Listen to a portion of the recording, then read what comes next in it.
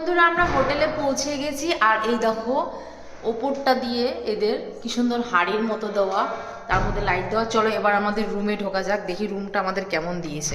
চলো দেখছি। ওয়াও কি সুন্দর দেখো, পুরো ছৌ নাচের মানে পুরো পুরুলিয়া স্টাইলের একদম কি সুন্দর কলকা করা, কি দারুণ। দেখো এখানে একটা মিরর দিয়েছে। হাই, কেমন লাগছে বলো তো? আমি অনেকবার এসছি কিন্তু টয়লেটটা অবশ্য ক্লোজ আছে, এখন দেখাতে পাচ্ছি না। আর এই দেখো একটা টিভিও আছে, এসি তো আছেই, এখানে একটা গণেশের মূর্তি, আর এখানে বসে তো পুরো আমাদের একদম জমজমাটি আড্ডা হয়ে যাবে, বেশ ভালোই।